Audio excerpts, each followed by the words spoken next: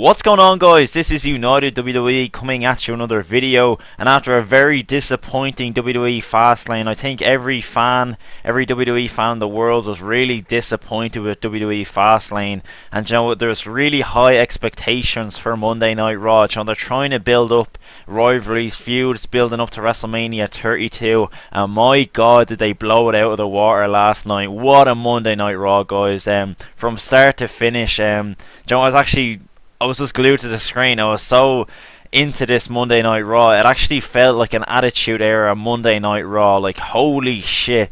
I actually, you know, usually now and again when Raw's on, I'd do something else. You know, I'd go watch some other YouTube videos or something. But I just couldn't leave my seat. You know, I was just glued. I wanted to know what happened next. And that's how Monday Night Raw should be. You shouldn't, you know, not know what's going to happen next. And you know, that's something that they definitely, whatever, they made some sort of changes. You know, that last night's Raw was just brilliant. It was probably the best Monday Night Raw since the one after TLC, where I think Reigns won the title, and that Raw was actually really good. But this Raw last night, guys, it was absolutely fantastic. You know, you have to give credit where credit is due, and what a hell of a start we got off to, guys. Vince McMahon came out. He was going to announce the winner of the Vincent K. McMahon Award for Excellence or some shit like that. But yeah, he rambled on for a while. He talked about his father. He got the what treatment from the crowd. You know, the Detroit crowd were really hot all throughout the night. You know, they're on their feet. They're really up for this Raw, which is great to see. Much better crowd than we had in Cleveland, Ohio for Fastlane. And without any further ado, you know, Vince got straight into it. He announced that the winner was Stephanie McMahon. And the minute they announced Stephanie McMahon, when Vince announced Stephanie McMahon as the winner of the award, the first thing that came into my head was, okay, there's going to be some sort of twist here. There's going to be some sort of, you know, someone's going to come out. It was set up perfectly, and you know, names were running through my head. I was thinking maybe Ronda Rousey, someone like that, you know, because it's Stephanie. You know, could we get some sort of feud for Stephanie going into WrestleMania? But holy shit, guys, just as Stephanie was about to begin her acceptance speech, here comes the money! Here we go! Here comes the money! Yeah, boy! Fucking Shane O'Mac comes down to the ring, guys. The fucking roof blew off the place. I went apeshit. I jumped out of my seat. I could not believe it. Shane McMahon has always been one of my favourites. For years I wanted to see him back, but of course he went off on other adventures, setting up his own businesses in Japan, other parts of the world. And you know, he wanted to get away from the family business, and fair play to him for doing that. But it looks like now he's back. You know, the crowd were on their feet. They were going crazy. I was going crazy. Twitter exploded. It was just crazy as well, guys, because earlier on in the day I sent out a tweet just letting my followers know, people that support me on Twitter and stuff like that, my subscribers. I was just letting them know I actually got a type of promotion in work, and just messing around I sent out a video of Shane McMahon's entrance, showing him doing the dance and stuff like that, and that was like 5 hours before Raw. I had no idea that Shane was going to be returning on Raw, and John, what are the coincidence of that happening, you know what I mean? It was just crazy. Yeah, he came down to the ring. He was having none of Vince's, Vince went to hug him. He was having none of it. He went to shake his hand. Shane was having none of it. You know, Shane began to talk about how the ratings have dropped. You know, superstars have got injured, and this is all happening while Stephanie and Triple H have been in control of Raw. You know, the Authority have been doing a shit job. That's basically what he was saying. Shane went on to say, you know, he never lost his place in line. Stephanie was being left in the dark between the dealings that Shane and Vince have done. You know, Vince had asked for Shane money in the past, stuff like that. You know, they were bringing up, you know, it looks like something's hidden there, guys. You know, something between Shane and Vince. I think we'll find out about that later down the road. But Stephanie, anyway, has been left in the dark. She doesn't know what's going on. Vince, you know, kept saying to Stephanie, you know, we'll do the presentation of the award in the back. You know, he just wanted Stephanie out of the ring. After Stephanie left, Shane went on to say that he wants to become in charge of Monday Night Raw. The crowd went absolutely insane. The yes chants were going all over the arena. Vince was like, you know, okay, I accept that. You want to be in charge of Monday Night Raw, but in order to do that, you will need to do this, you know. And Shane was like, what? You know, he wanted to know what was going on, and Vince got straight to the point. He said, I want you to wrestle in a match. You know, and Shane's kind of facial expression dropped a bit. You know, he's like, oh, okay. You know, who's going to be my opponent? And holy shit, guys, I was already on the edge of my seat, but this fucking put me on the floor, lads. He said, The Undertaker! So we have Shane McMahon versus The Undertaker in Dallas, Texas at WrestleMania 32. If Shane wins, he gets full control of Monday Night Raw. I thought that was it. I thought that was the end of the segment. But no. Vince goes on to say, There's no running away this time, Shane. If you're staying in this for the long haul, Joe. You're not getting out of this one easy. You started this, and I'm gonna fucking end it because he said you're not gonna be able to escape. Cause this match is gonna be hell in a cell.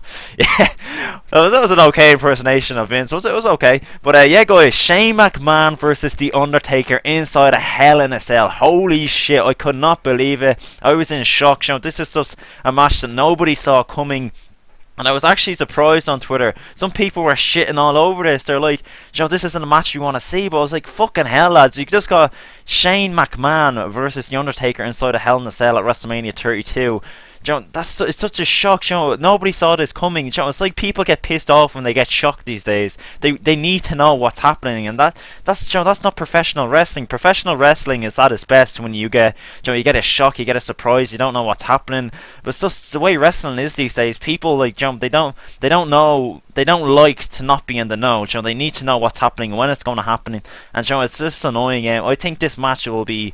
Nobody. I can't see Shane winning this match clean. Undertaker won't win this match clean. There's going to be interferences. There's going to be so many stipulations thrown in over the next couple of weeks. I guarantee you. And to shit all over this feud, this match before even gets to really kickstart, it's just absolutely bullshit. I guarantee you this will steal the show at WrestleMania. Of course, a lot of people are saying this is Undertaker's last WrestleMania. I'm sure they have something great lined up for this match. One thing I was thinking they could do, the way Shane has been working in Japan and stuff for years, maybe he could. Maybe he does a storyline where he's kind of like in charge of the Bullet Club. Maybe they do some sort of angle like that. The Bullet Club arrive at WrestleMania, help Shane defeat The Undertaker, something like that. I think that would be absolutely fantastic. Shane would be a great guy to bring in the Bullet Club. It makes sense. Another thing I was thinking of, maybe we see Cena represent Shane in this match. Over the next coming weeks, they could be just putting Shane in there for now until they get a better update on how Cena is. Maybe because Hell in a Cell's no DQ. Shane could easily have Cena wrestle for him in this match, something like that. Maybe Cena heel turn, something like that. I don't know, but I think it was just it's there for the taking. This is such a good match. I'm just pissed off because people are shitting on this before it even starts, and I think it's great. It was a great start to Monday Night Raw. I can't even think of what match was on next. I just remember seeing Neville's entrance because I was just on shock. I was so happy to see Shane back on Raw. I was just on Twitter interacting with you guys and stuff like that. But I'm just gonna actually talk about the start of the show and just bits and bobs that really stood out for me because I don't really want to go into details on the matches and stuff because I'm just going to be honest, I didn't really pay much attention. I was watching, but if you know what I mean, I wasn't really taking it in because I was just thinking about Shane and the Undertaker match and Hell in a Cell and WrestleMania 32 and the different outcomes. But I'm just going to go to the end of Raw. I will pick up on different points on the show. But yeah, at the end of Raw, we had Sheamus versus Roman Reigns. I think we all knew Triple H was going to get involved in this match in some way or come out at the end, and that's exactly what he did. He came out at the end. He didn't have his suit on. He was in his fighting gear. He looked pissed off. He looked ready for a fight. He had his hands taped up, all that stuff. He was ready to rock. He came down, and these two beat the crap out of each other. I found it a bit crazy as well because the fans, it was to be expected, but the way Triple H was acting, he wasn't really in heel mode. He came you'd swear he was the babyface, even though Roman is supposed to be the babyface and Triple H is a heel. The crowd were going absolutely nuts for Triple H, and even there's a funny spot where Triple H was banging Roman Reigns' head off the announcers table, and the crowd were just doing the yes chant and stuff like that. Chanting one more time and stuff like that. They just wanted to see Roman Reigns absolutely demolished. It was clear that they do not like Roman Reigns, and that's going to be the case at WrestleMania as well, guys. The WWE are definitely going to have to change their plans because last night their number one, I suppose, babyface at the moment was left in a pool of blood by Triple H, and the crowd just went nuts for Triple H. You have a problem there. So I think the WWE aren't stupid. They're going to act on this. I'm sure there's a plan at the end of this. Maybe, I don't know, but I'm just going to put my trust in WWE. I know they know what they're doing with this. Vince, even though they do get a lot of criticism and stuff like that, I'm confident they will make the right decision at WrestleMania, whether it be have Roman Reigns turn heel or something like that. But I was just thinking as well, maybe they have The Rock referee this match at WrestleMania, and somehow Roman ends up losing the match to Triple H, and they have an angle with The Rock and Roman Reigns where The Rock maybe Roman thinks he's been screwed by The Rock or something like that. He's tired of being in The Rock's shadow. All this talk about them being family and all that. He wants to get away from The Rock, and he makes a statement at WrestleMania by taking out The Rock after their match or something like that. I don't know. I'm just going to throw that out there. There's so many different outcomes, and I'm just really excited for this match anyway at WrestleMania at the moment, because even though I was disappointed because after Fastlane they didn't really hype it, but just after last night, the way they two just beat the crap out of each other, I'm just like I'm just trying to be positive, I don't want to like just keep shitting all over stuff. Like, it is WrestleMania season. I'm just gonna sit back, be a fan, and just have my fingers crossed that the WWE like put on a hell of a WrestleMania, because I really think there's so many different outcomes we could get. We're not really sure what the update is on Seth Rollins. Could he be around at WrestleMania, get involved, not to actually wrestle, but just like make a run in or something like that? The Rock is going to be around. There's so many different things that could happen, and there's so many different outcomes, and that really excites me about this feud. If you missed it, guys, actually, it's gone around all the dirt sheets and all this morning. Byron Saxton actually handed Roman Reigns a blade or a blood capsule while he was leaning over the announcer's table, because I could even just tell by looking at that blood, it didn't look legit, it didn't look like from a cut. It looked like if it was a blade, then fair enough, it was real blood. Reigns cut himself, just above his eyebrow or something, because the blood seemed really close to his nose, just on the top of his nose maybe, or something like that. But yeah, it was just interesting that Byron Saxton was the one. It's usually the referee that hands the blade or something to the performer. When it's actually a video going around, a fan actually recorded Reigns was leaning over the announcer's table, and Byron Saxton just slipped something into his hand, and you could see then Reigns just doing the cut or whatever he was doing with the capsule maybe to get the colour, but I don't really care about that. It was a great ending to the show. Reigns lying in a puddle of blood. It was just something that once again just reminded me of the Attitude Era. Something like that would go down, and it gets people talking. And the game, Triple H just looked great. But I'm actually hyped for this feud in the coming week, guys. That's how you kickstart it. And speaking of feuds, guys, holy shit, Dean Ambrose and Brock Lesnar. Now this is just another example on Monday Night Raw, something unexpected. We find out like an hour or two before Raw that Dean Ambrose has been absolutely destroyed in the car park of the building by Brock Lesnar. When Dean Ambrose arrived to the show, he got the shit kicked out of him. If you haven't seen the video, guys, go check it out. They played it over and over on Monday Night Raw last night, but if you missed it, make sure to go check it out. Reigns was backstage. He kept checking his phone throughout the night to see if Ambrose is okay. But later on in the night, we got Paul Heyman and Brock Lesnar in the ring. Heyman was talking about how Lesnar was pissed off. He wanted a fight. He was going to go through anyone in that locker room. And just a siren started going off, an ambulance siren. The camera cuts backstage. The shutters are opening in the arena. An ambulance comes in, and it's pretty clear straight away that it's Dean Ambrose. He made his way back from the hospital in the ambulance. He drives out into the arena. He's really struggling even just to get out of the ambulance. He's crawling down the stage. Lesnar just gets out of the ring.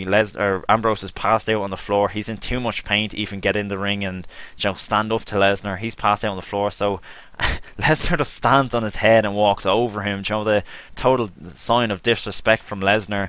He walks up the ramp. Ambrose grabs the mic and he says, Lesnar, I'm not finished, come and fight me. So he also says that he wants Brock Lesnar at WrestleMania in a street fight. I nearly left that part out, and that's a pretty big bit.